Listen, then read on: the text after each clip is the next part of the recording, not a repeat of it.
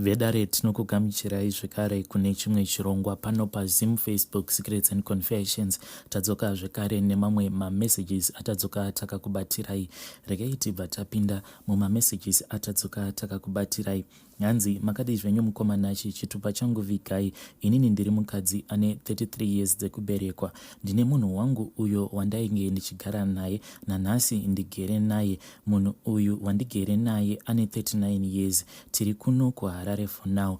But dambudziko randiwira murelationship yangu iyi yandiri idambudziko rekuti mukoma inini ndashungurudzika chaizvo nemararamiro andiri kuita. Munhu wangu amai vake vakashaya, saka amai vake vakati vashaya, pamusha pavo pakabva pauya vamwe amai guru vanova stepmother vake. Asi ivo stepmother vake ava vane vana vavo vasikana, zvekare vane varoora vavo, ende vane kamwe kakungondivenga kandisingakwanisi kunzwisisa, kungovengwa vedwe, kudoitawo zvakanaka, hapana kana chinomboyemurwa, kana dziri hanzvadzi dzemurume wangu, his blood sisters, vanhu vekuti ivo vanongoda kungopiwa chete. Ataura newe anenge achingotaura newe nekuda kwekuti ane chaanenge achida kupiwa newe. Kana ukangoti pari zvino handina kana chandiinacho, upenyu hwakandiomera, inenge yatova mhosva kuti wandinyimirei. Asi anotoriwo kumurume wake like blood sister yemurume wangu, munhu wekutoti she is married, but anoexpecta kuti kana akandikumbira something ndinofanira kuti ndinge ndichimupawo something. Sevanhuwo vekuti tichangotangawo upenyu, zvinhu hazvisati kana zvambobatana, but marwadzo. So last time nekuda kwesituation iyi yandainge ndichisangana nayo mumarriage mangu, ndakabva ndazomanikidzika kuti ndinge ndichibloka stepmother vanova amwene vangu, zvese nevaroora, zvose navana tete masisters emurume wangu. So stepmother vemurume wangu vanova vamwene vangu vari kugaronetsa murume wangu vachiti vari kuda nhamba dzamakoti, but inini vedare ndaneta kutaura navo veduwe. Apa ndiri munhu wekuti ndinozvishandira, ndinotoendawo kubasa, saka semunhu wekuti ndinoshanda kumashure uku ndainge ndichitombozamawo kuti kana ndikawanawo zvimari ndobva ndatengerawo vamwene vangu hembe, bhutsu, but ndakabva ndaona kuti vamwene vangu munhu asingakwanisi kuappreciata kunyange wazama kumuitirawo chakanaka sei. And now ndiri kuona kuti the only reason why vamwene vangu vari kuda kutaura neni inhau yekuti vanenge vachida kungondishandisa, nekuti hama dzemurume wangu kungotaura neni unobva wava kutonzwa vachitoti chimbotenga kana drink kana something. Amai nini vemurume variko, sister yaamai the late mother of my husband variko, ende kana inini naamai nini vemurume wangu kana tichitaurirana tinonyatsokunzwanana zvakanaka, but vatete blood sister yemurume vari kupota vachindinyea na stepmother vanova vamwene kwandiri kuti inini ndiri munhu anodada, handitauri nehama dzemurume, but ndiri kungoziva kuti ukama hwedu huripo pakati pangu nehama dzemurume, ukama hwacho hungoripo pakungokumbirana. Ndodiwo veduwe, inini ndini wekungokumbirwa, handina wandinokwanisa kukumbira mumhuri umu. Murume iye pandakamuudza zvese zvandiri kusangana nazvo, hongu anozvinzwisisa, but iye advice yake anongoti siyana navo.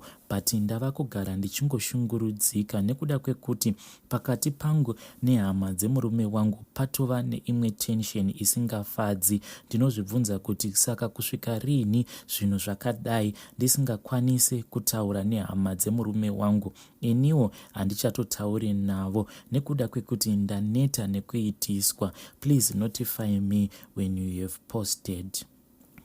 Vedare ndo message yandakatumidzirwa navahanzvadzi vedu ava. Please ngatitaurei navo mucomment section. Hanzi hama dzemurume wangu dzinoti kana dzikangotaura neni dzinobva dzati shamwari chitosiyawo ka something. Hey, zvakangooma hazvo veduwe.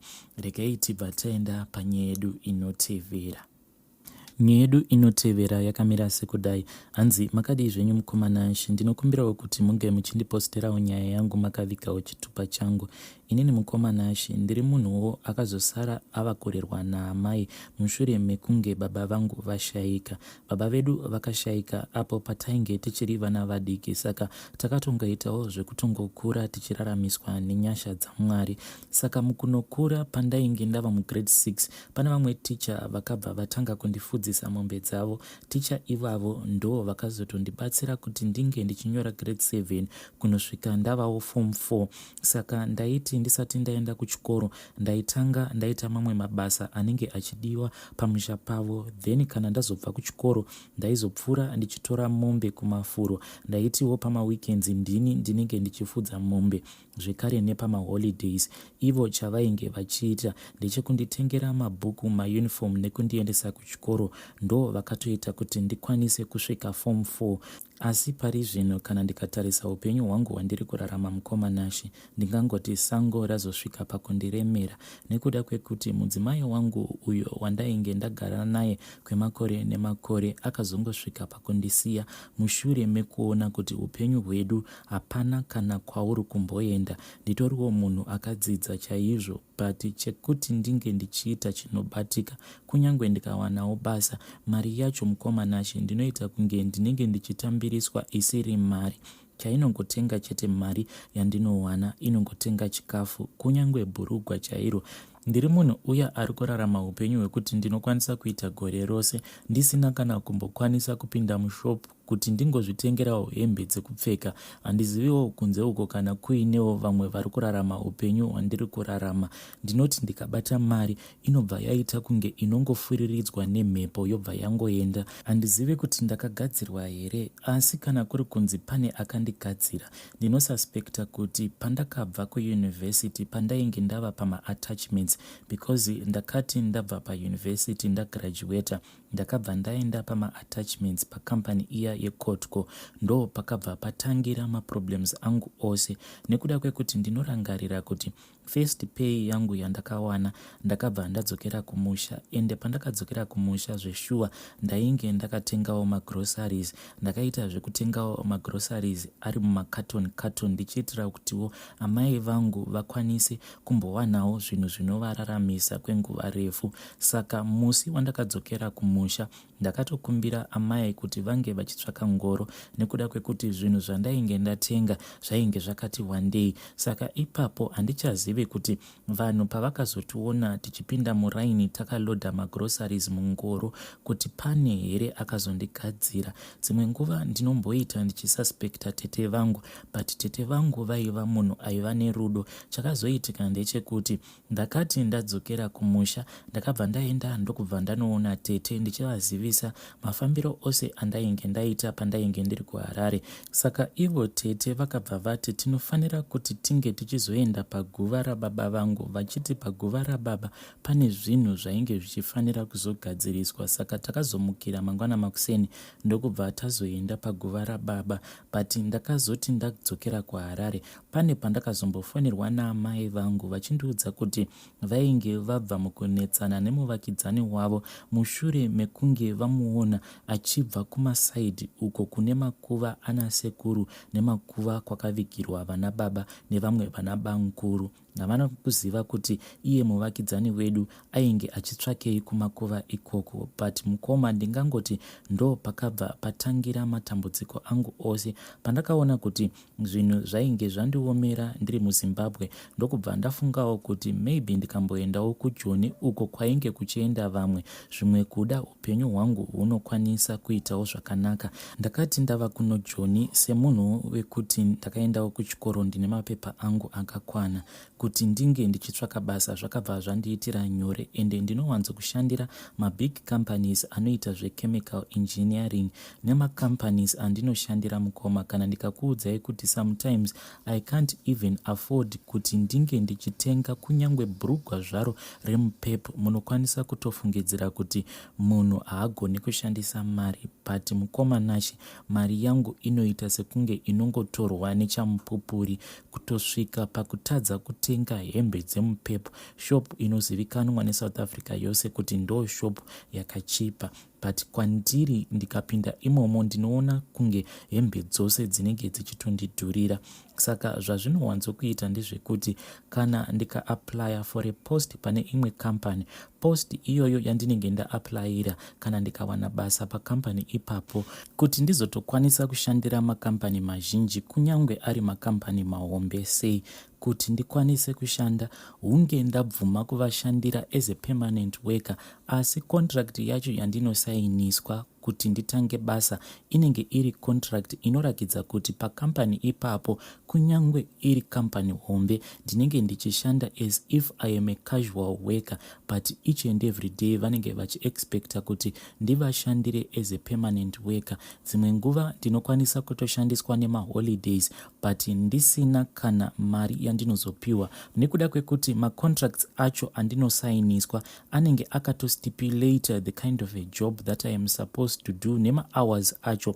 Asi kana mava kushanda mukomanashi, kuti uchitaura kuti contract yangu ndo zvainotaura mukomanashi, either unobva watomiswa basa, sezvakaitika panguva iya yakatanga ma-lockdowns mukoma. Ndaitoshandira kambani hombe, and amongst their employees I was the most experienced, asi ndini wacho akatotanga kuretrenchwa. And pandakasangana nethat retrenchment mukoma, the reason yandakapiwa ndeyekuti because of my work experience the company cannot pay me. Makambozvionawo kupi mukomanashi kuti company inokudzingira basa kuti experience yako yakawandisa, yet kubhadhara kwavainge vachindiita vaindibhadhara, there was only a difference ye about 500 rands pamari yavainge vachindipa inini nemari yainge ichipiwa umwe mustudent ainge ari pama-attachments ake. Yet pavakazondisa paretrenchment vakandipa reason yekuti I am too experienced for their company. Mukoma ndo munyama wangu wandinosangana nawo. Pandakaona kuti ndo zvandainge ndava kungoramba ndichingosangana nazvo, kumashure uko ndakabva ndazviudza kuti kana ndikabata mari regedzai ndiite ndichitenga midziyo mihombe.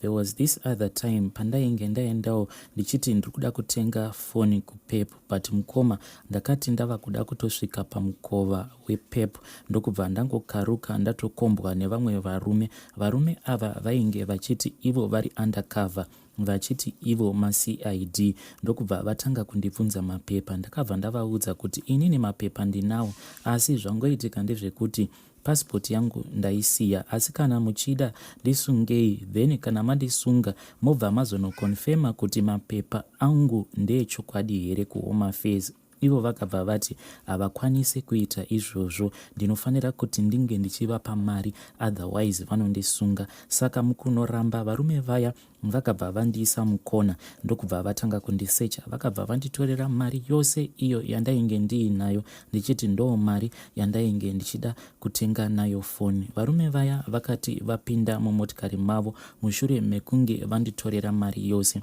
Ndo pandakazoudzwa nevamwe vakadzi vanoitawo zvekutengesa vari padhuze nePepo, vakati vanhu ivavo havasi mapurisa, asi ndo basa ravo ravanoita rekupota vachisecha vanhu kana vavabvunza kuti mune mapepa here. Kana vakaona kuti une mari vanobva vakutorera mari yose vachinyepedzera kunge mapurisa. Saka ndati garei ndikabva ndati regedzai nditenge foni, nekuda kwekuti foni yacho yandainge ndichishandisa panguva iyoyo yainge iine maproblems akawandisisa. Saka pacho pandakazowanira mari nefoni yacho yandainge ndichida, ndakabva ndaona kuti mari yacho yaisakwana. Saka ndakatoti zvandava kuita panapa chiregedzai ndiite zvekufamba netsoka, then kana ndazotenga foni ndobva ndazodzoka zvangu nekombi. Saka ndakabva ndatanga kufamba netsoka ndichibva kulocation uko kwandinogara. Saka kuti tinge tichinopinda mutown unombotanga wapfuura nepane kamwe kasango, but location racho riri padhuze netown zvaro. Ndakati ndava mukasango muya ndainge ndatova padhuze neroad iyo inoshandiswa nemakombi kana achibuda mulocation achinopinda mutown. Ndava padhuze nemain road iyoyo ndo pandakangokaruka ndatokombwa nevamwe vakomana vainge vari makaradhi, ndokubva vatanga kutonetsana neni vakabva vandisecha. Mukomanashi vakabva vanditorera mari yose ndakabva ndaona kuti painge pasisina kana zvekuita, ndokubva ndadzokera zvangu kumba ndisina kana sendi. Ndo imwe reason yakazosakisa kuti mudzimai wangu ange achizondisiya, because iye akati haachazvikwanisi zvekuti kana tikangobata mari tinobva tangobirwa mari iyoyo. Dzimwe nguva mukomanashi mari inongorasika, handitozivi kuti chii chinoitika pandiri. Kana ndikangoisa mari inodarika 1000 rands muhomwedzi dzangu, mari iyoyo inobva yangorasika. Mukomanashi, ndinokumbirawo kuti munge muchindiposterawo nyaya yangu kune vedare. Handizivi kuti ndingabatsirikana sei. Kune vamwe vandakambotaura navo vakandiudza kuti kana ukadzokera kumusha ukanotsika kumusha, zvimwe kuda upenyu hwako unokwanisa kushanduka. Asi kana ndikaudzwa izvozvo ndinobva ndatanga kufunga kuti ko ingawani pandainge ndichiri pama-attachments upenyu hwangu pahwainge hwakasununguka, pacho pandakabva ndati ndiri kudzokera kumba ndichinoita zvacho zvandainge ndichifanira kuti ndinge ndichiita semwana uyo ainge atanga kushanda. Amai vangu ndakavatengerawo izvo zvinonzi kana uchangotanga kushanda amai vako unofanira kunge uchivatengerawo gumbeze nematenesi kuti mwoyo wavo unge uchifara. Zvose izvozvo ndakazviita, but upenyu hwangu mukomanashi hwakabva hwasanduka kuita rima chairo. Mukomanashi, inini ndiri munhu wekuti ndiri kungorarama ndiri murima. Mapepa ekuti ndinge ndichishanda ndinawo, asi chandava kuona ndechekuti kana zvinhu zvakakumomotera, kunyange uine mapepa ekuti unge uchishanda ende uchitoshanda, but kana zvinhu zvacho zvakakumomotera mukoma, unokwanisa kutokundwa kuita zvinhu muupenyu nevanhu vanenge vachingorarama vasina mapepa avanenge vainavo. Vedare ndo meseji yandatumidzirwa namukoma vedu ava. Zvakangoma hazvo veduwe, ivo vaitaura vachiti depression yandinayo yakanyanyisa, kunyanya apo pandakazosiyiwa nemudzimai wangu. Ikozvino hanzi mudzimai wangu anorakidza kuti ava kutogara neumwe murume ikoko kubasa kwake kwaari kushanda. Zvakangoma hazvo veduwe. Hanzi munyama wacho, so kana ndikachengetedza mari mubank account, musi wandinongoti ndiri kuda kuwithdrawa mari iyoyo, it's either ndinobatwa nembavha ndobva ndatorerwa mari yose yandinenge ndabva mukuwithdrawa.